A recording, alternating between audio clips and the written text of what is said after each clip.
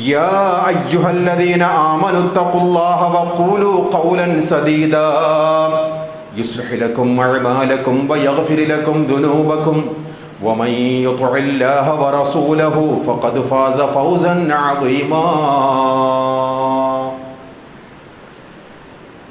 സ്നേഹത്തിനികരായ സത്യവിശ്വാസിനികളെ, ജീവിതത്തിൻ്റെ എല്ലാ മേഖലകളിലും സർവശക്തനായ അളവറ്റ ദയാപരനായ അള്ളാഹുവിൻ്റെ കൽപ്പനാ നിർദ്ദേശങ്ങൾ കഴിവിന് പരമാവധി ജീവിതത്തിലുടനീളം പാലിക്കണമെന്നുള്ള വസിയ്യത്ത് സ്വന്തത്തോടെന്ന പോലെ ഓരോ വിശ്വാസിനികളെയും ഓർമ്മപ്പെടുത്തുകയാണ്. അത്തരം മുത്തഖീങ്ങളിൽ അല്ലാഹു റബ്ബുൽ ഇസ്സത്ത് നാം ഏവരെയും ഉൾപ്പെടുത്തുമാറാകട്ടെ. അല്ലാഹു റബ്ബുൽ ഇസ്സത്ത് മുസ്ലിം ഉമ്മത്തിന് ഒരുപാട് അനുഗ്രഹങ്ങൾ നൽകിയിട്ടുണ്ട്. മറ്റൊരു സമൂഹത്തിനും ഇല്ലാത്ത കൃത്യമായ ഇബാദത്താണ് അതിൽ നിന്നും വ്യതിരിക്തമായി വേറിട്ട് നിൽക്കുന്നത്. അന്യോന്യമായ ആദർശവും അജയ്യമായ വിശുദ്ധ ഗ്രന്ഥവും മറ്റേത് തത്വസംഹിതകളെയും കവച്ചു വെക്കുന്ന പവിത്രമായ ശരീഅത്തുമാണ് മുസ്ലിം ഉമ്മത്തിന് അള്ളാഹു നൽകിയ മഹത്തായ അനുഗ്രഹം. ഈ മഹത്തായ അനുഗ്രഹമാകുന്ന ഈ ആദർശം മറ്റുള്ള എല്ലാ തത്വസംഹിതകളെയും അതിജയിക്കുന്ന മഹത്തായ ഒരു ആദർശമാണ്. ഹുവല്ലദീ അർസല റസൂലഹു ബിൽ ഹുദാ വദീനിൽ ഹഖ് ലിയുദ്ഹിറഹു അലദ്ദീനി കുല്ലിഹി. സന്മാർഗവും സത്യമതവും കൊണ്ട് എല്ലാ മതങ്ങൾക്കും മേലെ അതിനെ തെളിയിക്കുവാൻ വേണ്ടി തൻ്റെ ദൂതനെ നിയോഗിച്ചവനാണ് റബ്ബുൽ ഇസ്സത്ത്. മറ്റുള്ള എല്ലാ ഇസങ്ങളെയും മറ്റുള്ള എല്ലാ ആദർശങ്ങളെയും തത്വസംഹിതകളെയും അതിജയിച്ചുകൊണ്ട് പരിശുദ്ധ ഇസ്ലാം പ്രോജ്വലമായി ഖിയാമത്ത് നാൾ വരെയും നിലനിൽക്കുമെന്നാണ് വിശുദ്ധ ഖുർആനിലെ സൂറത്തു സ്വഫിലെ 9-ാമത്തെ ആയത്തിൽ കൂടി റഹ്മാനായ റബ്ബ് നമുക്ക് പഠിപ്പിച്ചു തരുന്നത്. ആ സമൂഹത്തിലേക്കായിരുന്നു മഹാനായ പ്രവാചകർ സ്വല്ലല്ലാഹു അലൈഹി വസല്ലം തങ്ങൾ നിയോഗിതനായത്. 1400 വർഷങ്ങൾക്ക് മുമ്പുള്ള അറേബ്യൻ സമൂഹത്തെ സംബന്ധിച്ച് ചരിത്രങ്ങളിലെല്ലാം വ്യക്തമായി പറയുകയാണ്, ഇരുണ്ട യുഗമായിരുന്നു. ആദർശഗരിമയില്ലാത്ത, വിശ്വാസത്തിൻ്റെ അടിത്തറയില്ലാത്ത, എങ്ങനെയുമൊക്കെ ജീവിച്ചുകൊണ്ട് ജീവിതം അടിച്ചു പൊളിച്ച് രസിക്കുക എന്നുള്ളതിൽ കവിഞ്ഞ് കൃത്യമായിട്ടുള്ള ഒരു മാർഗരേഖ അവർക്കില്ലായിരുന്നു. അതുകൊണ്ട് തന്നെ വിശുദ്ധ ഖുർആൻ അവരെ പരിചയപ്പെടുത്തുന്നത് അധമന്മാരിൽ ഏറ്റവും അധമരായ ഒരു സമൂഹമായിരുന്നു. വഴിപിഴച്ച ഏറ്റവും വലിയ സമൂഹമായിരുന്നു ആ അറേബ്യൻ കാലഘട്ടത്തിലെ സമൂഹമെന്ന് വിശുദ്ധ ഖുർആനിലെ 62-ാം അധ്യായം സൂറത്തുൽ ജുമുഅയുടെ 2-ാമത്തെ ആയത്തിലും 3-ാം അധ്യായം സൂറത്തു ആലി ഇംറാനിലെ 164-ാമത്തെ ആയത്തിലും അവസാനമായി നാം കേൾക്കുകയാണ്, വഇൻ കാനൂ മിൻ ഖബ്ലു ലഫീ ളലാലിൻ മുബീൻ. വ്യക്തമായ വഴികേടിലായിരുന്നു ആ സമൂഹം. ആ സമൂഹത്തിലായിരുന്നു അക്ഷരജ്ഞാനമില്ലാത്ത ആ ഒരു സമൂഹം, എഴുത്തോ വായനയോ ഇല്ലാത്ത ആ ഒരു സമൂഹത്തിലേക്കായിരുന്നു നിരക്ഷകനായ ഒരു പ്രവാചകൻ വന്നുകൊണ്ട് റഹ്മാനായ റബ്ബിൻ്റെ തത്വസംഹിതകളെ പഠിപ്പിച്ചത്.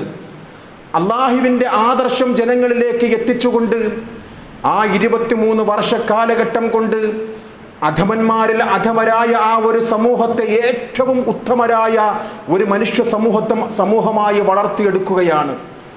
ഖിയാമത്ത് നാൾ വരേക്കുമുള്ള എല്ലാ മനുഷ്യർക്കും മാതൃകായോഗ്യരായ ഒരു വിഭാഗമായിട്ട് റഹ്മാനായ റബ്ബ് ആ ഒരു സമൂഹത്തെ വളർത്തിയെടുക്കുകയാണ്. വെറും 24 കൊല്ലം കൊണ്ടാണ് പ്രവാചകർ സ്വല്ലല്ലാഹു അലൈഹി വസല്ലം തങ്ങൾ ആ സമൂഹത്തെ വളർത്തിയെടുത്തത്. എങ്ങനെയായിരുന്നു ആ സമൂഹത്തെ വളർത്തിയെടുത്തത്? വിശുദ്ധ ഖുർആൻ ഓതി കേൾപ്പിച്ചുകൊണ്ട് അതിൻ്റെ വ്യാഖ്യാനമായ സ്വഹീഹായ ഹദീസുകൾ പ്രവാചകർ സ്വല്ലല്ലാഹു അലൈഹി വസല്ലം തങ്ങളുടെ അധരങ്ങളിൽ നിന്നും നിർഗളിക്കുന്നത് നെഞ്ചോട് ചേർത്ത് പിടിച്ചുകൊണ്ട് ജീവിത വിശുദ്ധിയുടെ ഏറ്റവും ഉദാത്തമായ ഒരു സമൂഹമായി ആ മനുഷ്യർ മാറിയത് കൊണ്ടാണ് റഹ്മാനായ റബ്ബ് അവരെക്കുറിച്ച് പറയുന്നത് റളിയല്ലാഹു അൻഹും വറളു അൻഹു. അള്ളാഹു അവരെ തൃപ്തിപ്പെട്ടിരിക്കുകയാണ്, അവർ അള്ളാഹുവിനെയും തൃപ്തിപ്പെട്ടു എന്ന് പറയുന്നതിൻ്റെ സാരാംശമെന്ന് പറയുന്നത് അവർ ജീവിക്കുന്ന തെളിവുകളായിരുന്നു. വിശുദ്ധ ഖുർആനിന്റെ വചനങ്ങൾ അവരുടെ ജീവിതത്തിൽ അടയാളപ്പെടുത്തുമായിരുന്നു.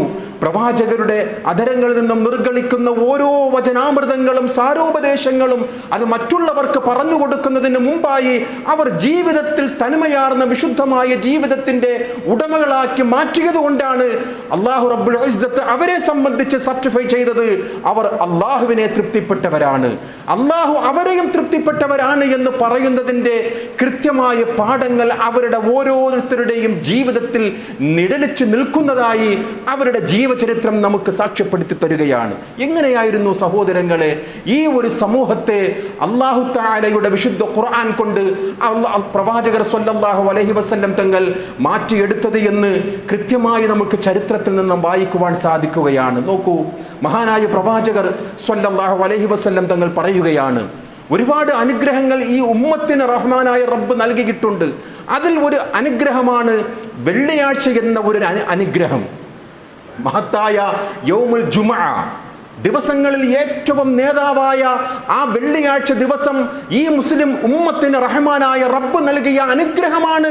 പ്രവാചകർ സ്വല്ലല്ലാഹു അലൈഹി വസല്ലം തങ്ങൾ പറയുകയാണ്, ഫജാ അല്ലാഹു ബിനാ ഫഹദാനല്ലാഹു ലിയൗമിൽ ജുമുഅ. അല്ലാഹു നമ്മെ നിയോഗിക്കുകയും വെള്ളിയാഴ്ച ദിവസം കൊണ്ട് നമ്മെ നേർമാർഗം കാണിക്കുകയും ചെയ്തിരിക്കുകയാണ്. അതാണ് ആ സമൂഹത്തെ അല്ലാഹു തആല മാറ്റിയെടുത്തത്. വെള്ളിയാഴ്ച എന്ന് പറയുന്നത് നേർമാർഗം കാണിക്കുന്ന ഒരു ദിവസമാണ്.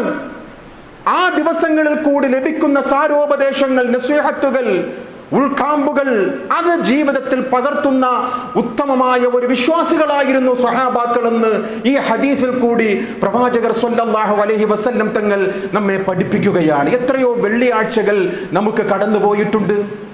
ആ വെള്ളിയാഴ്ചകളിൽ നിന്നും നമുക്ക് ലഭിക്കുന്ന സാരോപദേശങ്ങൾ, മിമ്പറിൽ നിന്നും ഖതീബന്മാർ നമുക്ക് നൽകുന്ന ആ സാരോപദേശങ്ങൾ ജീവിതത്തിൽ എത്രമാത്രം സ്വാധീനം ചെലുത്തി നമ്മുടെ ജീവിതത്തെ മാറ്റത്തിന്റെ അടയാളങ്ങളായി വളർത്തിയെടുക്കുവാൻ സാധിച്ചു എന്നുള്ളതാണ് ആ വെള്ളിയാഴ്ചയുടെ മഹത്വവും നമ്മുടെ ജീവിതത്തിന്റെ അടയാളപ്പെടുത്തലും. പ്രവാചകർ സ്വല്ലല്ലാഹു അലൈഹി വസല്ലം തങ്ങൾ അതിനെ സംബന്ധിച്ച് പറയുകയാണ്. യൗമുൽ ജുമുഅയുടെ മഹത്തായ ആ സന്ദേശത്തെക്കുറിച്ച് സ്വഹീഹ് മുസ്ലിം 887 നമ്പർ ഹദീസിന്റെ അധ്യായം തന്നെ ജുമുഅയെ സംബന്ധിച്ചാണ്. ബാബ് ഫളൽ തഹ്ജീരി യൗമുൽ ജുമുഅ. ആ മഹത്തായ ജുമുഅയുടെ ദിവസം, സയ്യിദുൽ അയ്യാം എന്ന് പ്രവാചകർ വിശേഷിപ്പിച്ച ദിവസം, ദിനങ്ങളിൽ വെച്ച് ഏറ്റവും നേതാവായ ആ ദിവസത്തെ സംബന്ധിച്ച് പറയുകയാണ്, അന്നേ ദിവസം നിങ്ങൾ നേരത്തെ പുറപ്പെടണം. എവിടെ? മസ്ജിദുകളിലേക്ക് നിങ്ങൾ നേരത്തെ പുറപ്പെടണമെന്നുള്ള അധ്യായം സ്വഹീഹ് മുസ്ലിമിൽ നാം വായിക്കുകയാണ്. അല്ലാഹുവിന്റെ പ്രവാചകർ പറയുകയാണ്, ആ വെള്ളിയാഴ്ചയുടെ മഹത്വം ഓരോ മസ്ജിദിന്റെയും വാതിലുകളിൽ ഓരോ മലക്കുകൾ ഉണ്ടാകുമെന്നാണ്. ആദ്യമായി വരുന്നവരെ റഹ്മാനായ റബ്ബ് രേഖപ്പെടുത്തുമെന്ന്, മലക്കുകൾ രേഖപ്പെടുത്തുമെന്ന് അല്ലാഹുവിന്റെ പ്രവാചകർ സ്വല്ലല്ലാഹു അലൈഹി വസല്ലം തങ്ങൾ നമുക്ക് സന്തോഷ വാർത്ത അറിയിക്കുകയാണ്. ഇദാ കാന യൗമുൽ ജുമുഅത്തി കാന അലാ കുല്ലി ബാബിൻ മിൻ അബ്വാബിൽ മസ്ജിദ് മലായികത്തുൻ യക്തുബൂനൽ അവ്വൽ ഫൽ അവ്വൽ.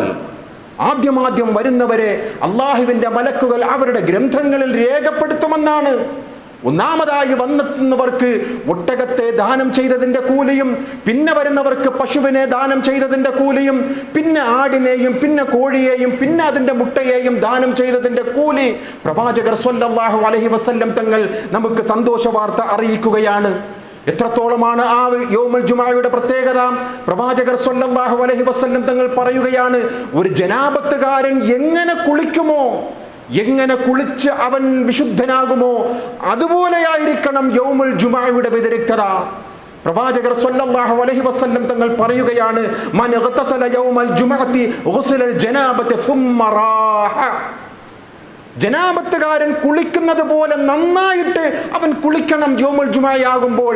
എന്നിട്ട് പ്രവാചകർ പറയുകയാണ്, ശേഷം പള്ളിയിലേക്ക് നടക്കുന്ന ഓരോ ചുവടുകൾക്കും അല്ലാഹുവിന്റെ പ്രവാചകർ സ്വല്ലല്ലാഹു അലൈഹി വസല്ലം തങ്ങൾ നമുക്ക് മഹത്തായ അനുഗ്രഹങ്ങൾ ഉണ്ടാകുമെന്ന് അല്ലാഹുവിന്റെ ഗ്രന്ഥത്തിൽ രേഖപ്പെടുത്തുമെന്ന് പ്രവാചകർ നമുക്ക് സന്തോഷ വാർത്ത അറിയിക്കുകയാണ്. ആ യൗമുൽ ജുമുഅയിലെ ദിവസത്തിൽ പള്ളികളിലേക്ക് വരുന്നതിന്റെ കൽപ്പന അല്ലാഹുവിന്റെ കൽപ്പനയാണ്. വിശ്വാസികളെ വിളിച്ചുകൊണ്ട് നമുക്ക് ഹൃദ്യസ്ഥമായ വചനാമൃതമാണ്. യാ അയ്യുഹല്ലദീന ആമനൂ ഇദാ നൂദിയ ലിസ്സലാത്തി മിൻ യൗമിൽ ജുമുഅത്തി ഫസ്അഉ ഇലാ ദിക്രില്ലാഹി വദറുൽ ബൈഅ. കച്ചവടങ്ങളെല്ലാം നിങ്ങൾ ഒഴിവാക്കുക. യൗമുൽ ജുമുഅ ദിവസം നിങ്ങൾ അദാൻ വിളിച്ചാൽ, നമസ്കാരത്തിനുള്ള അടയാളം നിങ്ങളെ കേൾപ്പിച്ചാൽ, ആ കച്ചവടങ്ങളെല്ലാം ഒഴിവാക്കിക്കൊണ്ട് നിങ്ങൾ അള്ളാഹുവിന്റെ ദിക്ർ കേൾക്കുവാനായിട്ട് നിങ്ങൾ ധൃതിപ്പെട്ട് മസ്ജിദുകളിലേക്ക് വരണം. ഇലാ ദിക്രില്ലാഹി വദറുൽ ബൈഅ ദാലികും ഖൈറുൽ ലക്കും ഇൻ കുൻതും തഅലമൂൻ. അതാണ് ഉത്തമം. നിങ്ങൾ അറിഞ്ഞിരുന്നുവെങ്കിൽ നിങ്ങൾ ചെയ്യുന്ന കച്ചവടത്തെക്കാൾ, മറ്റുള്ള വ്യവഹാരത്തെക്കാൾ, ജീവിതത്തിലെ മറ്റുള്ള അടയാളപ്പെടുത്തലുകളെക്കാൾ ജുമുഅ ദിവസത്തിന്റെ സന്ദേശമാകുന്ന ബാങ്കൊലി മിനാരങ്ങളിൽ നിന്നും കേട്ടുകഴിഞ്ഞാൽ എല്ലാം ഒഴിവാക്കിക്കൊണ്ട് റബ്ബിന്റെ ദിക്ർ കേൾക്കുവാൻ, അള്ളാഹുവിന്റെ സ്മരണയിലേക്ക് നിങ്ങൾ ധൃതിപ്പെട്ടുകൊണ്ട് വരണം എന്ന് വിശുദ്ധ ഖുർആനിലെ ആയത്താണ് സഹോദരങ്ങളെ. ദിക്റിലേക്ക് നിങ്ങൾ വരണം. എന്താണ് ദിക്ർ? ഇലാ ദിക്രില്ലാഹ്, അള്ളാഹുവിന്റെ സ്മരണയിലേക്ക് അത് കേൾക്കുവാനായിട്ട് നിങ്ങളുടെ മസ്ജിദുകളിലേക്ക് വരണമെന്ന് വിശുദ്ധ ഖുർആൻ. അതിന്റെ വിശദീകരണത്തിൽ പ്രവാചകർ സ്വല്ലല്ലാഹു അലൈഹി വസല്ലം തങ്ങൾ പറയുകയാണ്, സുനൻ തുർമുദിയിലെ 496-ാമത്തെ ഹദീസായി, മൻ ഗതസല യൗമൽ ജുമുഅത്തി വഗസ്സല, യൗമുൽ ജുമുഅ ആകുമ്പോഴേക്കും നിങ്ങൾ നന്നായിട്ട് കുളിക്കുക. വബക്കറ വബ്തഖറ, നിങ്ങൾ നേരത്തെ എത്തുക. വദന വസ്തമഅ വൻസ്വത, ഇമാമിന്റെ അടുക്കൽ നിങ്ങൾ ശ്രദ്ധിച്ചു കേൾക്കുക. വിശ്വാസികളെ എത്രത്തോളം നമ്മുടെ ജീവിതത്തിൽ അടയാളപ്പെടുത്തുന്നുണ്ട് ഇതുപോലെയുള്ള വചനാമൃതങ്ങൾ. പലപ്പോഴും അലക്ഷ്യമായി നമ്മുടെ മസ്ജിദുകളിലേക്ക് വരികയും ആദ്യത്തെ സഫുകൾ വിടവുകളായിരിക്കുകയും പിന്നീടുള്ള സഫുകൾ ശൂന്യമാവുകയും കാണുന്ന സ്ഥലങ്ങളിലേക്ക് അവിടങ്ങളിലായിരിക്കുന്ന ഒരു സ്ഥിതിവിശേഷമാണ് പല മസ്ജിദുകളിലും കാണുന്നത്. അള്ളാഹുവിന്റെ പ്രവാചകർ പറയുകയാണ്, വദന വസ്തമഅ വൻസ്വത, നിങ്ങൾ ഇമാമിന്റെ അടുക്കൽ അഥവാ ഖത്തീബിന്റെ അടുക്കൽ ഇരുന്നു കൊണ്ട് ഖത്തീബിന്റെ ആ നിർഗളമായ അദ്ദേഹത്തിന്റെ അധരങ്ങളിൽ നിന്നും നിർഗളിക്കുന്ന ആ മൊഴിമുത്തുകൾ ഖുർആനിന്റെയും സുന്നത്തിന്റെയും അടിസ്ഥാനത്തിൽ ആ ഖതീബ് നിങ്ങൾക്ക് പറയുന്ന ആ വചനാമൃതങ്ങൾ ശ്രദ്ധിച്ചു കേൾക്കണം. കാന ലഹു ബികുല്ലി ഖുതുബത്തിൻ യഖ്ലുഹാ അജ്റു സനത്തിൻ സിയാമഹാ വഖിയാമഹാ. അങ്ങനെ നിങ്ങൾ വീടുകളിൽ നിന്നും പള്ളിയിലേക്ക് വരുന്ന ഓരോ കാൽച്ചുവട് വയ്പിന്റെയും അടയാളവും പ്രതിഫലവും ഒരു വർഷം നോമ്പ് നോൽക്കുകയും നമസ്കരിക്കുകയും ചെയ്തതിന്റെ പ്രതിഫലമാണ് എന്ന് റസൂലുള്ളാഹി സ്വല്ലല്ലാഹു അലൈഹി വസല്ലം തങ്ങൾ നമുക്ക് പഠിപ്പിച്ചു തരികയാണ്.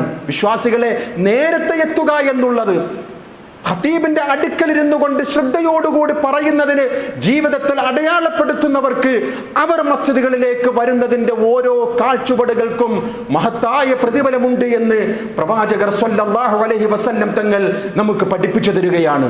ഇനി എന്താണ് പ്രവാചകന്റെ ഖുതുബ? സ്വഹാബികളെയെല്ലാം സാക്ഷ്യം വഹിച്ചുകൊണ്ട് അള്ളാഹുവിന്റെ പ്രവാചകർ നടത്തിയ ഖുതുബയെ കുറിച്ച് സ്വഹീഹ് മുസ്ലിമിലെ 862-ാം നമ്പർ ഹദീസിൽ ഇപ്രകാരം നാം വായിക്കുകയാണ്. ജാബിർ ഇബ്നു അബ്ദുല്ലാഹ് റളിയല്ലാഹു അൻഹു നമുക്ക് പഠിപ്പിച്ചു തരികയാണ്, കാനത്തുൽ നബിയ്യി സ്വല്ലല്ലാഹു അലൈഹി വസല്ലം, അള്ളാന്റെ റസൂലായിരുന്നു, ഖുതുബതാൻ യജ്ലിസു ബൈനഹുമാ, രണ്ട് ഖുതുബകളായിരുന്നു പ്രവാചകൻ നിർവഹിച്ചിരുന്നത്. ആ രണ്ട് ഖുതുബകളുടെയും ഇടയിൽ പ്രവാചകൻ ഇരിക്കുമായിരുന്നു. യഖറഉൽ ഖുർആന വയുദക്കിറുൻ നാസ്, എന്നിട്ട് ഖുർആൻ പാരായണം ചെയ്യും. ഖുതുബയുടെ വ്യതിരിക്തതയാണ്, പ്രവാചകന്റെ ഖുതുബയാണ്. ആ ഖുതുബകളിൽ കൂടി ഖുർആൻ പാരായണം ചെയ്യുകയും വയുദക്കിറുൻ നാസ്, മുന്നിലിരിക്കുന്ന ജനങ്ങളെ ഉത്ബോധിപ്പിക്കുകയും ചെയ്യും.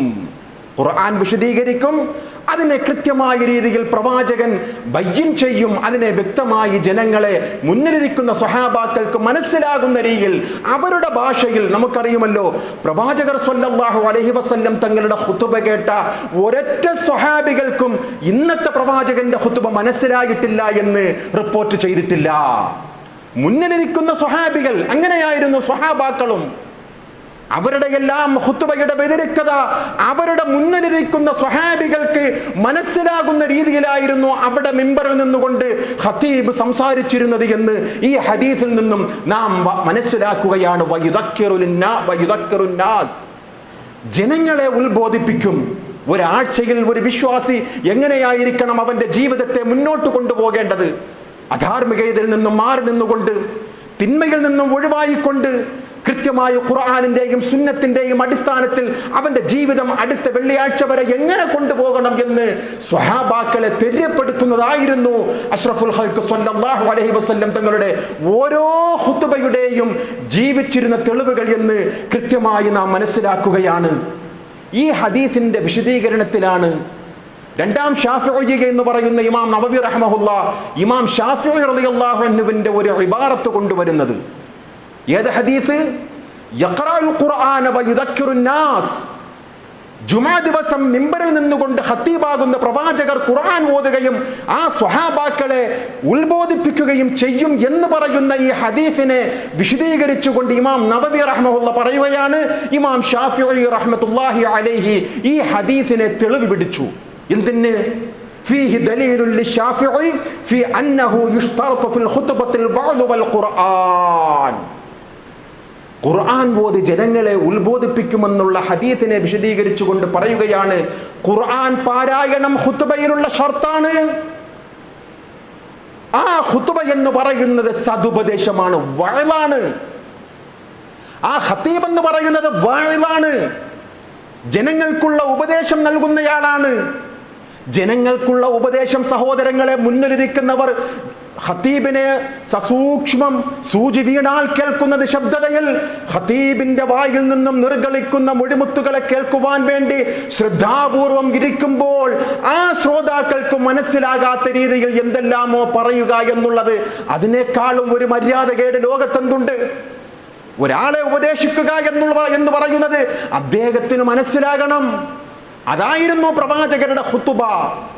പ്രവാചകരുടെ ഖുതുബ മുന്നിലിരിക്കുന്ന സ്വഹാബികൾ മനസ്സിലാക്കി, ജീവിതത്തെ അടയാളപ്പെടുത്തി. അങ്ങനെയാണ് നാം ആമുഖത്തിൽ സൂചിപ്പിച്ച വ്യക്തമായ വഴികേടിലായിരുന്ന ആ ഒരു സമൂഹത്തെ 23 വർഷത്തെ നമസ്കാരങ്ങൾ കൊണ്ടും വഅദ് മറ്റുള്ള ഉപദേശങ്ങൾ കൊണ്ടും പ്രവാചകൻ ഉത്തമമായ ഒരു സമൂഹത്തിന്റെ ജീവിച്ചിരിക്കുന്ന അടയാളങ്ങളാക്കി മാറ്റി എന്നുള്ളത് കൃത്യമായ ഖുർആൻ സാക്ഷ്യപ്പെടുത്തുകയാണ്. ഖുതുബകളിൽ നിന്നും കേട്ട ആ വഅദുകൾ, കല്യാണ സദസ്സുകളിൽ നിന്നും കേട്ട വഅദുകൾ, അങ്ങാടികളിൽ നിന്നും പ്രവാചകൻ ഉരുവിട്ട വഅദുകൾ, അതുപോലെയുള്ള പ്രബോധനങ്ങൾ അവിടെയുള്ള ആ സമൂഹം മനസ്സിലാകുന്ന രീതിയിൽ ജനങ്ങളെ ഉപദേശിച്ചത് കൊണ്ടാണ് ഏറ്റവും ഉത്തമമായ ഒരു സമൂഹമാക്കി ആ സ്വഹാബികൾ മാറിയത് എന്ന് ചരിത്രം പറയുകയാണ്. ആ ഉത്ബോധനം, അതാണ് ഖുതുബ എന്ന് പറയുന്നത്. ഇപ്പൊ നോക്കൂ, നബി സല്ലല്ലാഹു അലൈഹി വസല്ലം തങ്ങളുടെ ഖുതുബയുടെ സദസ്സുണ്ടല്ലോ, സന്ദർഭത്തിനനുസരിച്ചായിരുന്നു ഖുതുബ. അല്ലാതെ ഏതെങ്കിലും ഒരു കിതാബ് ഇങ്ങനെ വായിച്ചുകൊണ്ട് ഇങ്ങനെ പഠിച്ചുകൊണ്ട് എന്തൊക്കെയോ ഇമാമ് പറയുകയാണ്, അത് കേട്ടുകൊണ്ട് ഇങ്ങനെ വല്ലാത്ത ഒരവസ്ഥയിൽ ഇരിക്കുന്ന ഒരു സമൂഹമായിരുന്നില്ല സ്വഹാബികൾ. സന്ദർഭത്തിനൊത്ത് പ്രവാചകൻ അവരെ ഉപദേശിക്കുമായിരുന്നു. അള്ളാഹുവിന്റെ പ്രവാചകർ സ്വല്ലല്ലാഹു അലൈഹി വസല്ലം തങ്ങൾ പറയുകയാണ്, ജാബിർ ബിൻ അബ്ദുല്ലാഹ് റളിയല്ലാഹു അൻഹു പറയുകയാണ്, അള്ളാന്റെ റസൂൽ ഖുതുബ നിർവഹിച്ചു കൊണ്ടിരിക്കുന്ന സമയത്ത് ഒരു സ്വഹാബി വന്നുകൊണ്ട് നേരെ ആ സദസ്സിലേക്ക് ഇരുന്നു. ഇത് കണ്ട പ്രവാചകൻ എന്തു പറഞ്ഞു? യാ സുലൈഖ്. സുലൈഖ് എന്നായിരുന്നു ആ സ്വഹാബിയുടെ പേര്. യാ സുലൈഖ്, നീ നമസ്കരിച്ചുകൊണ്ടാണോ, അഥവാ തഹിയ്യത്ത് മസ്ജിദ് നമസ്കരിച്ചുകൊണ്ടാണോ നീ ഇവിടെ ഇരുന്നത്? ലാ, ഇല്ല റസൂലെ, ഞാൻ അങ്ങനെ നമസ്കരിച്ചിട്ടില്ല. എണീക്കുക, നീ 2 റക്അത്ത് നമസ്കരിച്ചുകൊണ്ട് നീ ഇരിക്കുക. എന്തായിരുന്നു? സന്ദർഭത്തിനൊത്ത ആ ഒരു സദുപദേശമായിരുന്നു. ഇവിടെയുള്ള പുരോഹിതന്മാർ പറയുന്നത് എന്താ? അറബികൾ മാത്രമായിരിക്കണം ഖുതുബ. ആ ഖുതുബ എന്ന് പറയുന്നത് നമസ്കാരമാണ്. നമസ്കാരത്തിൽ എന്തെങ്കിലുമൊക്കെ അറബിയല്ലാത്ത രീതിയിലുള്ള ഉപദേശം നടത്തിയാൽ ആ നമസ്കാരം ബാത്തിലാകുന്നത് പോലെ ഖുതുബയുടെ ഇടയിൽ എന്തെങ്കിലുമൊക്കെ മലയാളത്തിൽ സംസാരിച്ചാൽ ആ ഖുതുബ ബാത്തിലാണ്, നമസ്കാരവും നിരർത്ഥകമാണ്. അങ്ങനെ ആയിരുന്നില്ല അള്ളാന്റെ റസൂലിന്റെ ഖുതുബ. സന്ദർഭത്തിനൊത്ത് ഉപദേശമായിരുന്നു. ഒരാൾ നമസ്കാരത്തിലേക്ക് മസ്ജിദിലേക്ക് ഖുതുബ കേൾക്കാൻ വരുന്ന ആൾ നമസ്കരിക്കാതെ ഇരുന്നപ്പോഴാണ് പ്രവാചകന്റെ സാരോപദേശം, ഖും ഫർക റകഅതൈൻ, എണീറ്റുകൊണ്ട് സുലൈഖ് നീ 2 റക്അത്ത് നമസ്കരിച്ചുകൊണ്ട് അവിടെ ഇരിക്കൂ. ഇതായിരുന്നു പ്രവാചകരുടെ ഉപദേശം. മാത്രവുമല്ല, പ്രവാചകന്റെ ആ ഖുതുബയുടെ ഗാംഭീര്യത്തെക്കുറിച്ച് സ്വഹീഹ് മുസ്ലിമിലെ 867 നമ്പർ ഹദീസിൽ തന്നെ പറയുകയാണ്, ഒരു ജനനായകന്റെ ഏറ്റവും തീഷ്ണമായിട്ടുള്ള സദുപദേശമായിരുന്നു, ശക്തമായിട്ടുള്ള സദുപദേശം. യഖ്തുബു ഫജലസ്, അല്ലാഹുവിന്റെ പ്രവാചകർ പറയുകയാണ്. ജാബിർ ഇബ്നു അബ്ദുല്ലാഹ് റളിയല്ലാഹു അൻഹു അല്ലാഹുവിന്റെ റസൂലിന്റെ ഖുതുബയെ സംബന്ധിച്ച് വിശദീകരിക്കുകയാണ്. കാന റസൂലുള്ളാഹി സ്വല്ലല്ലാഹു അലൈഹി വസല്ലം ഇദാ ഖതബ ഹമറത്തു ഐനാ, അല്ലാഹുവിന്റെ റസൂൽ ഖുതുബ നിർവഹിക്കുമ്പോൾ ആ പ്രവാചകന്റെ രണ്ട് കണ്ണുകൾ ചുവന്നു തുടിക്കുമെന്നാണ്. വഅലാ സൗതഹു, ശബ്ദം ഉയർത്തുമെന്നാണ്. വഷ്തദ്ദ ഗളബഹു, രോഷാകുലനാകുമെന്നാണ്. ഹത്താ കഅന്നഹു മുൻദിറു ജയ്ശിൻ, ഒരു സേനാനായകൻ മുന്നറിയിപ്പ് നൽകുന്നവരെ പോലെ അല്ലാഹുവിന്റെ റസൂൽ ഖുതുബ നിർവഹിക്കുമ്പോൾ പ്രവാചകരുടെ കണ്ണുകൾ ചുവക്കും, ശബ്ദം ഉയരും. രോഷാകുലനായിക്കൊണ്ട്, ദേഷ്യപ്പെട്ടുകൊണ്ട് അല്ലാഹുവിന്റെ റസൂൽ സ്വല്ലല്ലാഹു അലൈഹി വസല്ലം വഷ്തദ്ദ ഗളബഹു, അങ്ങേ അറ്റത്തെ രോഷാകുലനായിക്കൊണ്ട് പ്രവാചകൻ ഖുതുബ നിർവഹിക്കുമെന്നാണ്. നമ്മളൊക്കെ ഒരുപക്ഷെ ഇന്നലകളിലെ നമ്മുടെയൊക്കെ ഖുതുബ കേൾക്കൽ എന്തുമാത്രം പ്രഹസനമാണ് സഹോദരങ്ങൾ. ഇന്നും നമ്മുടെ ചുറ്റുപാടുകളിലും മസ്ജിദുകളിലൊക്കെ പോയാൽ ഏതെങ്കിലും ഖത്തീബിന്റെ കണ്ണുകൾ ചുമക്കുമോ? ഏതെങ്കിലും ഖത്തീബുകളുടെ ശബ്ദം ഉയരുമോ? ഏതെങ്കിലും ഖത്തീബ് ഒരു യുദ്ധത്തിന് മുന്നിൽ നയിക്കുന്ന ജനസേവകനെ പോലെ, ജനനായകനെ പോലെ നിന്നുകൊണ്ട് ഗൗരവത്തോടുകൂടി പറയുമോ? ഇല്ലല്ലോ. അവരുടെ കയ്യിലിരിക്കുന്ന ഒരു ഏട്, അത് ഏടിങ്ങനെ വായിച്ചു കൊണ്ട് പോവുക. പറയുന്ന ആൾക്ക് എന്താ അറിയുക, കേൾക്കുന്നവർക്കും എന്താ അറിയുക? അല്ലാഹുവിന്റെ റസൂലിന്റെ ഖുതുബ അങ്ങനെ ആയിരുന്നില്ല. കണ്ണുകൾ ചുവക്കുമെന്നാണ്, ശബ്ദം ഉയരുമെന്നാണ്. കോപം കൊണ്ട് പ്രവാചകർ സ്വല്ലല്ലാഹു അലൈഹി വസല്ലം തങ്ങൾ രോഷാകുലനാകുമെന്നാണ്. ഒരു സേനാ നായകന്റെ മുന്നറിയിപ്പ്, യുദ്ധത്തിന് പോകുന്ന ഒരു സേനാ നായകൻ അനുയായികൾക്ക് നൽകുന്ന മുന്നറിയിപ്പ് പോലെ അല്ലാഹുവിന്റെ റസൂലിന്റെ ഖുതുബയുടെ അടയാളങ്ങളായിരുന്നു എന്ന് മഹാനായ ജാബിർ ഇബ്നു അബ്ദുല്ലാഹ് റളിയല്ലാഹു അൻഹു. അല്ലാതെ ഇന്നത്തെ സമൂഹം, ഇന്നത്തെ ഖത്തീബന്മാര് ഒരു ഏട് വായിച്ച് ഈണത്തിൽ അങ്ങോട്ട് മറച്ചു വിടുക, അങ്ങനെയാണോ? അങ്ങനെയല്ല. മറിച്ച് സന്ദർഭത്തിനൊത്തുള്ള ഖുതുബ, ആ നാട്ടിൽ നടക്കുന്ന തിന്മകൾ കാണുമ്പോൾ അതിനെതിരെയുള്ള ഖുതുബ, അധാർമികത ആ സമൂഹത്തിൽ വളരുന്നത് കണ്ടാൽ അതിനെതിരെയുള്ള ഖുതുബ. അതുകൊണ്ടാണ് ഒരു ദൈവവിശ്വാസിയല്ലാത്ത ഒരു രാഷ്ട്രീയ ഒരു നേതാവ് അദ്ദേഹം പറഞ്ഞത്, ഞങ്ങളുടെ രാഷ്ട്രീയ പ്രസ്ഥാനം ലോകം മുഴുവനും കീഴടക്കുമായിരുന്നു.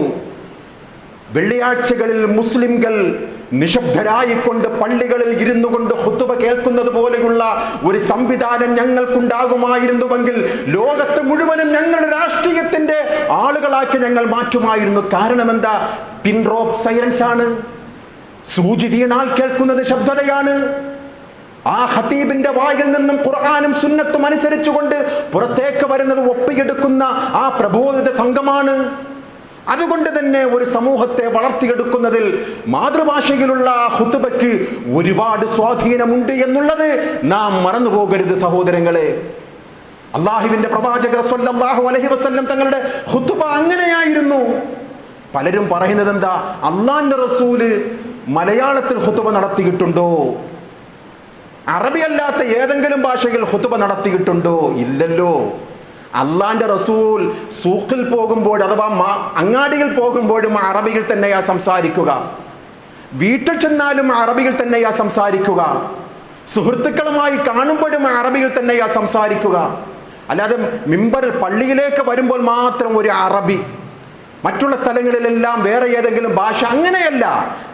അതുകൊണ്ട് നോക്കൂ, വിശുദ്ധ ഖുർആനിലെ 14-ാം അധ്യായമായ സൂറത്തുൽ ഇബ്രാഹിം, അതിലെ ആദ്യ ഭാഗത്തുള്ള ആയത്ത് നോക്കൂ, 4-ാമത്തെ ആയത്ത്.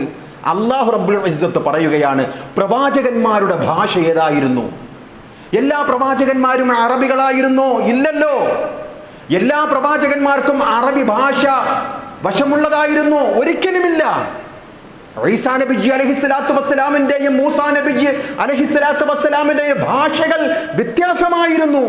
അതുകൊണ്ടാണ് റഹ്മാനായ റബ്ബ് വരുന്ന സമൂഹം മനസ്സിലാക്കുവാൻ വേണ്ടി കൃത്യമായി അല്ലാഹുവിന്റെ കലാമിൽ പറയും, വമാ അർസൽനാ മിൻ റസൂൽ, ഒരു പ്രവാചകന്മാരെയും നാം അയച്ചിട്ടില്ല. പ്രവാചക, ഒരു പ്രവാചകന്മാരെയും നാം അയച്ചിട്ടില്ല, താങ്കൾ ഉൾപ്പെടെയുള്ള ഒരൊറ്റ പ്രവാചകന്മാരെയും നാം അയച്ചിട്ടില്ല. ഇല്ലാ ബിലിസാനി ഖൗമിഹി, തൻ്റെ ജനതയുടെ ഭാഷയിലല്ലാതെ. തൻ്റെ ഭാഷ, തൻ്റെ സമൂഹത്തിൻ്റെ ഭാഷ ഏതാണോ ആ ഭാഷയിൽ സംസാരിക്കുന്ന പ്രവാചകന്മാരെയാണ് അല്ലാഹു തആല നിയോഗിച്ചത്. എന്ന് വച്ചാൽ ഒരു സമൂഹത്തിൽ ഏത് ഭാഷ, എന്തുകൊണ്ടാണ് അള്ളാഹുവിന്റെ പ്രവാചകർ സ്വല്ലല്ലാഹു അലൈഹി വസല്ലം തങ്ങൾ അറബികൾ ഖുതുബ നടത്തിയത്? മുന്നിലിരിക്കുന്ന ആ സദസ്സ് അറബികളായതുകൊണ്ടാണ്. അള്ളാന്റെ റസൂലാണല്ലോ ഖാത്തുമുൻ നബിയ്യ്, അന്ത്യപ്രവാചകൻ. ഇനി ഒരു പ്രവാചകൻ വരില്ല എന്നുള്ളത് നിശ്ചയമാണ്.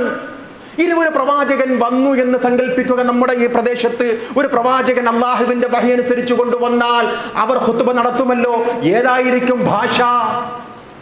ആ സമൂഹത്തിൽ ഏത് ഭാഷയാണോ ആ ഭാഷയിലായിരിക്കും ആ പ്രവാചകന്റെയും ഖുതുബയും വഅദും. അതാണ് ഈ ആയത്ത്. ലിയുബയ്യിന ലഹും, ജനങ്ങൾക്ക് വിശദീകരിച്ചു കൊടുക്കുവാൻ വേണ്ടി ജനങ്ങളുടെ ഭാഷയിൽ മാത്രമാണ് ഓരോ പ്രവാചകന്മാരെയും അയച്ചത്. അതുകൊണ്ടാണ് അറബിയിലുള്ള പ്രവാചകൻ മുഹമ്മദുർ റസൂലുള്ളാഹി സ്വല്ലല്ലാഹു അലൈഹി വസല്ലം. ഈസാ നബിയുടെ ഭാഷ എന്ന് പറയുന്നത് അബ്രാനി ഭാഷയായിരുന്നു.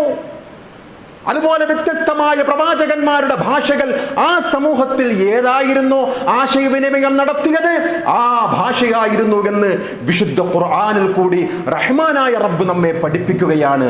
അതുകൊണ്ടാണ് ഫസ്അഉ ഇലാ ദിക്രില്ലാഹ്, അള്ളാഹുവിന്റെ ദിക്ർ കേൾക്കുവാൻ നിങ്ങൾ ധൃതിപ്പെട്ടു വരേണമേ എന്ന് പറഞ്ഞത്. അള്ളാഹുവിന്റെ ദിക്ർ കേൾക്കുവാൻ വരിക സുബ്ഹാനല്ലാഹ് അൽഹംദുലില്ലാഹ് മാത്രമല്ല, അള്ളാഹുവിന്റെ പ്രവാചകർ സ്വല്ലല്ലാഹു അലൈഹി വസല്ലം തങ്ങളുടെ ആ ദിക്ർ എന്ന് പറയുന്നത് മൗഇളത്തായിരുന്നു, സദുപദേശമായിരുന്നു. ഇബ്നു അബ്ബാസ് റളിയല്ലാഹു അൻഹുമായാണല്ലോ ഖുർആനിന്റെ ആധികാരികമായ മുഫസ്സിർ അല്ലാഹുവിന്റെ റസൂലിന് ശേഷം.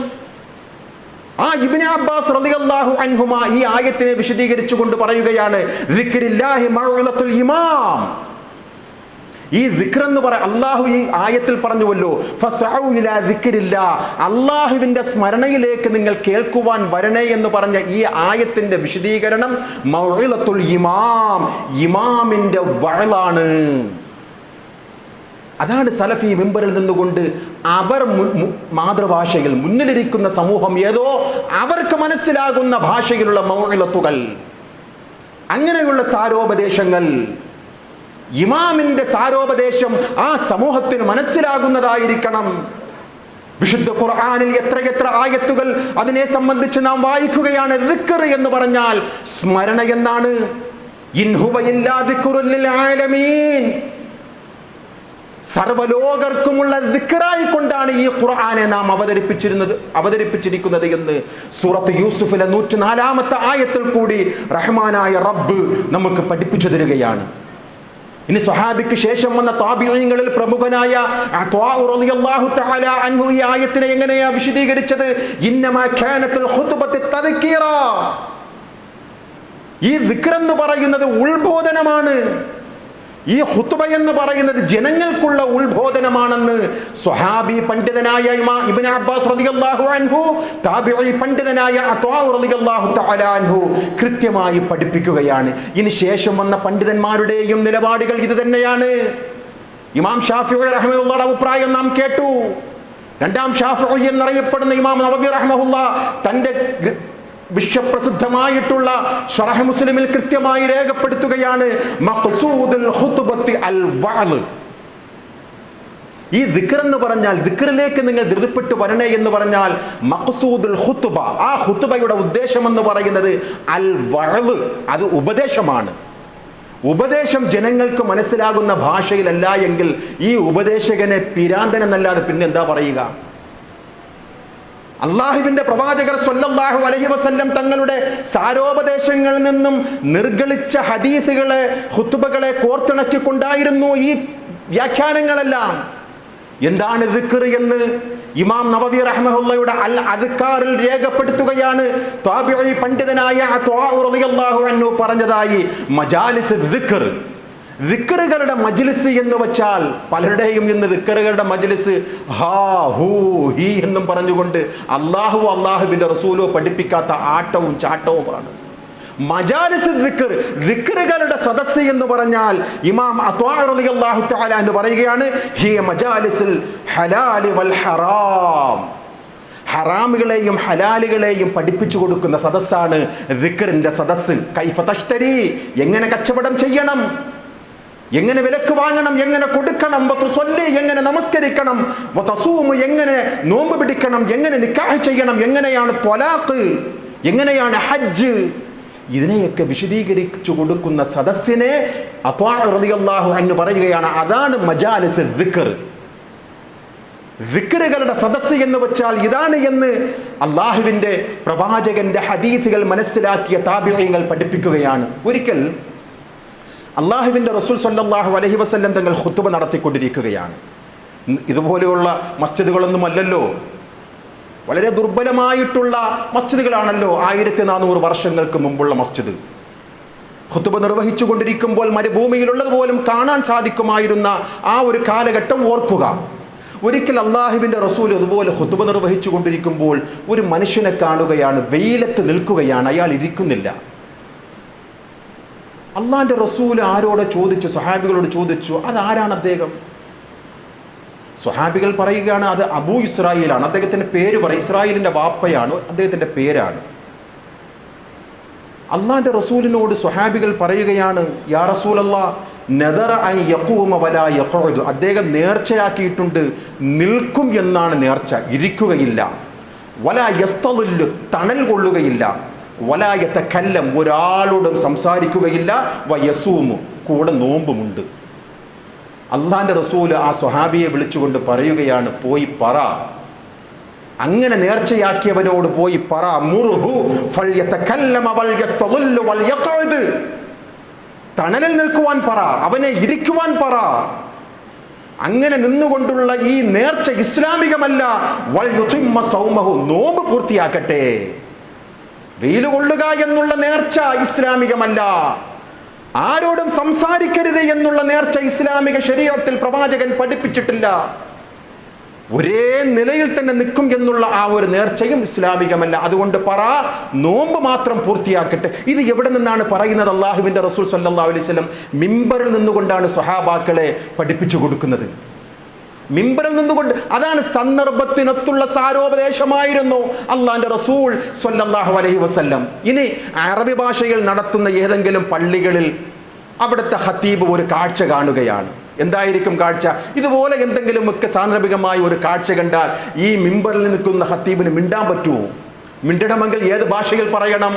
അദ്ദേഹത്തിന് അറിയാവുന്ന ഭാഷയിൽ. അദ്ദേഹത്തിന് അറബി അറിയുമോ? ഇല്ല. ഇനി മലയാളത്തിൽ പറഞ്ഞാലോ? ഖുതുബ ബാത്തിലായി, അതുവഴി നമസ്കാരവും ബാത്തിലായി. ഇസ്ലാം പ്രകൃതി മതമാണ്. അള്ളാഹുവിൻ്റെ റസൂലിൻ്റെ തിരിച്ചര്യയിൽപ്പെട്ട ഖുതുബ എന്ന് പറയുന്നത് സന്ദർഭത്തിനൊത്തുള്ള സാരോപദേശങ്ങളായിരുന്നു എന്ന് നാം മനസ്സിലാക്കുക. ഇനി സദസ്സിൻ്റെ ബാധ്യതയുമുണ്ട് സഹോദരങ്ങളെ. ഒരു സദസ്സ് എന്ന് പറയുന്നത് അള്ളാഹുവിൻ്റെ പ്രവാചകരുടെ ഖുതുബ നിർവഹിച്ചു കൊണ്ടിരിക്കുമ്പോൾ ഒരു മനുഷ്യൻ ജനങ്ങളുടെയൊക്കെ പിരടി കവച്ചു വെച്ചുകൊണ്ട് ഇങ്ങനെ ധൃതിപ്പെട്ട് മുന്നോട്ട് പോയിരിക്കുവാനുള്ള ഒരു സാഹചര്യം കണ്ടപ്പോൾ അള്ളാഹിൻ്റെ റസൂൽ ശക്തമായി കോപിച്ചുവെന്നാണ്. ഇജ്ലിസ് ഫഖദ് ആദൻത്, അവിടെ ഇരിക്കുന്നേ, ജനങ്ങളെ ബുദ്ധിമുട്ടിപ്പിക്കരുത്. എന്തിനാ ജനങ്ങളുടെ പിരടികളെ പിടിച്ചു വെച്ചുകൊണ്ട് നീ മുന്നോട്ട് പോകുന്നത്? മറ്റുള്ളവരെ നീ ബുദ്ധിമുട്ടിപ്പിക്കരുത്, ഇരിക്കവിടെ എന്ന് അള്ളാഹിൻ്റെ റസൂൽ ശാസിക്കുകയാണ്. ഇനി പറ സഹോദരങ്ങളെ, ഇനി അറബിയിൽ പറയുന്ന ഒരു ഖുതുബയാണ് കേൾക്കുന്നുവെങ്കിലോ, ഒരു മനുഷ്യൻ ഇങ്ങനെ വരികയാണ്, ജനങ്ങളുടെയൊക്കെ പിരടികളൊക്കെ പിടിച്ചുകൊണ്ട് ചാടി മുന്നോട്ട് പോകുന്ന ഒരാളെ കണ്ടാൽ ഈ ഖതീബിന് ഉപദേശിക്കുവാൻ പറ്റുമോ? ഉപദേശിക്കണമെങ്കിൽ ഏത് ഭാഷയിൽ പറയണം? മലയാളത്തിൽ പറയണം. മലയാളത്തിൽ പറഞ്ഞാലോ ഖുതുബ ബാത്തിലായി. അതുകൊണ്ടാണ് പ്രകൃതി ഇസ്ലാം കൃത്യമായ രീതിയിൽ ഏതൊരു ആചാരവും ഏതൊരു വിശ്വാസവും ഏതൊരു ആദർശവും കൃത്യമായ അന്യോന്യമാണ്, അജയ്യമാണ് എന്ന് നാം പറയുന്നത്. ഇവർ പറയുന്നത് എന്താ? ഖുതുബ എന്ന് പറയുന്നത് നമസ്കാരം പോലെയാണ്. നമസ്കാരത്തിൽ നാം അന്യഭാഷകൾ സംസാരിക്കുകയില്ലല്ലോ, അതുപോലെയായിരിക്കണം ഖുതുബ. അള്ളാഹിന്റെ റസൂലിന്റെ ഖുതുബയല്ല, പ്രവാചകന്റെ സുന്നത്തല്ല. നോക്കൂ, ഒരിക്കൽ നബി സല്ലല്ലാഹു അലൈഹി വസല്ലം തങ്ങൾ ഖുതുബ നിർവഹിച്ചു കൊണ്ടിരിക്കുമ്പോൾ കണ്ണിന് കുളിർമ നൽകുന്ന 2 ചെറുമക്കൾ ഹസൻ ഹുസൈൻ റളിയല്ലാഹു അൻഹുമാ ചുവപ്പ് വസ്ത്രം ധരിച്ചുകൊണ്ട്, അങ്ങനെയാണ് ഹദീസിൽ, ചുവപ്പ് വസ്ത്രം ധരിച്ചുകൊണ്ട് അള്ളാന്റെ റസൂലിനെ ലക്ഷ്യമാക്കിക്കൊണ്ട് അഥവാ വല്യുപ്പയെ ലക്ഷ്യമാക്കിക്കൊണ്ട് ആ പേരമക്കൾ വരികയാണ്. ചാഞ്ഞും ചരിഞ്ഞും ഹദീസിൽ കാണാം, വീഴുകയാണ്, വീണ്ടും എണീക്കുകയാണ്, വീണ്ടും അള്ളാന്റെ റസൂൽ സല്ലല്ലാഹു അലൈഹി വസല്ലം തങ്ങൾ ആ മിമ്പറിൽ നിന്നും ഇറങ്ങുകയാണ്. ഓടിപ്പോയി 2 മക്കളെയും വാരിപ്പുണർന്ന് ചുംബിച്ചുകൊണ്ട് സ്വഹാബാക്കളോട് പറയുകയാണ്, സ്വഹാബാക്കളെ എനിക്ക് ക്ഷമിക്കാൻ കഴിഞ്ഞില്ല. എൻ്റെ പേരമക്കളുടെ ഈ നടപ്പും വരവും കണ്ടപ്പോഴേക്കും എനിക്ക് സഹിക്കാൻ കഴിഞ്ഞില്ല. എന്നിട്ട് അള്ളാന്റെ റസൂൽ സൂറത്തു തഗാബുനിലെ 15-ാമത്തെ ആയത്ത് ഓതുകയാണ്, നമാ അംവാലുക്കും വഔലാദുക്കും ഫിത്ന, സമ്പത്തും മക്കളും ഒരു പരീക്ഷണമാണ്. സ്വദഖല്ലാഹ്, അല്ലാഹ് പറഞ്ഞത് എത്ര സത്യമാണ്. എനിക്ക് ഈ രംഗം കണ്ടപ്പോൾ ക്ഷമിക്കുവാൻ സാധിച്ചില്ല സ്വഹാബാക്കളെ എന്ന് പറയുന്ന മഹാനായ റസൂലുള്ളാഹി സ്വല്ലല്ലാഹു അലൈഹി വസല്ലം. അതുകൊണ്ട് വിശ്വാസികളെ, ഖുതുബ എന്ന് പറയുന്നത് മുന്നിലിരിക്കുന്നവർക്ക് മനസ്സിലാകുന്ന ആ ഭാഷയിലായിരിക്കണം. ഇപ്പൊ കഴിഞ്ഞ ആഴ്ചകളിൽ കേരളം ചർപ്പണമായിട്ട് കണ്ട ഒരു സംഭവം നിങ്ങൾ മനസ്സിലാക്കുന്നുണ്ടാവും. യഹിയ റോഡസ് എന്ന് പറയുന്ന ഒരു ഇംഗ്ലീഷുകാരൻ, അദ്ദേഹം ഇസ്ലാം മതം സ്വീകരിച്ച ഒരു പ്രബോധകനാണ്. ആ യഹിയ റോഡസ് ആകട്ടെ അമേരിക്കയിൽ അദ്ദേഹം ഖുതുബ നിർവഹിക്കുന്നയാളാണ്. ആ യഹിയ റോഡസ് ആകട്ടെ അദ്ദേഹത്തിന്റെ നാട്ടിൽ ഖുതുബ നിർവഹിക്കുമ്പോൾ ഇംഗ്ലീഷിലാണ് ഖുതുബ. അദ്ദേഹത്തെ കൊണ്ടുവന്നു ഈ കേരളത്തിലെ ഈ ശിർക്ക് പ്രചരിപ്പിക്കുന്ന ആൾക്കാർ. കൊണ്ടുവരിക മാത്രമല്ല, അവരുടെ ഒരു വലിയൊരു സമ്മേളനം അദ്ദേഹത്തെ തന്നെ കൊണ്ട് ഉദ്ഘാടനം ചെയ്യിപ്പിച്ചു. ചർച്ചകളായി. യൂട്യൂബിൽ അടിച്ചു നോക്കിയാൽ മതി, യഹിയ റോഡസ് എന്ന് പറഞ്ഞാൽ അദ്ദേഹത്തിന്റെ ഖുതുബ അടിച്ചു നോക്കിയാൽ ഇംഗ്ലീഷിലായിരിക്കും അദ്ദേഹം ഖുതുബ നിർവഹിക്കുന്നത്. മാതൃഭാഷയിൽ നടക്കുന്ന ഖുതുബകളെ കുറിച്ച് ഈ പുരോഹിത വർഗം പറഞ്ഞുകൊണ്ടിരിക്കുന്നത് എന്താ? ഇത് ജനാബത്തുകാരന്റെ നമസ്കാരമാണ്.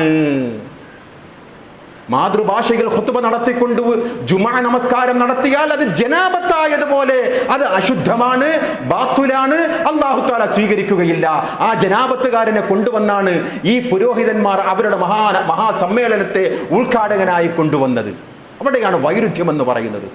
വിശ്വാസികളെ, നമ്മുടെ കേരളക്കരയുടെ ചരിത്രം പറഞ്ഞാൽ പോലും നമ്മുടെ ചുറ്റുപാടുകളിൽ നമ്മുടെ ആലിംസ സ്വാഹിബുമാർ, ആലിംസ അതുപോലെയുള്ള മഹാന്മാരായിട്ടുള്ള അന്നത്തെ പണ്ഡിതന്മാർ, അവർ മാതൃഭാഷയിലായിരുന്നു ഖുതുബ നിർവഹിച്ചത് എന്ന് പഴമക്കാർ നമ്മോട് പലരും പറഞ്ഞിട്ടുണ്ട്. മിമ്പറിൽ കയറി നിന്നുകൊണ്ട് അവർ അറിയുന്ന ഭാഷയിലായിരുന്നു അവർ ഖുതുബ നടത്തിയിരുന്നത് എന്നതിന് സാക്ഷ്യം വഹിക്കുന്ന ഇന്നും നമ്മുടെ കൂട്ടത്തിലുള്ള എത്രയോ ആൾക്കാർ സാക്ഷ്യം വഹിക്കുകയാണ്.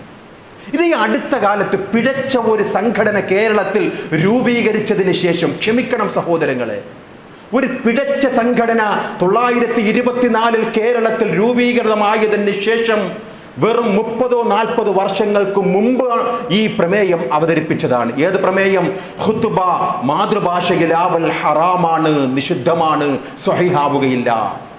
ഈ പ്രമേയം കേരളം കാണുന്നതിന് മുമ്പുള്ള മുസ്ലിമീങ്ങൾ അവരവരുടെ ഭാഷയിൽ തന്നെയായിരുന്നു ഖുതുബ നിർവഹിച്ചത് എന്നുള്ളതിന് ചരിത്രം സാക്ഷിയാണ്. നെല്ലും പതരും വേറിട്ട് മനസ്സിലാക്കുവാൻ റഹ്മാനായ റബ്ബ് അനുഗ്രഹം ചെയ്യുമാറാകട്ടെ.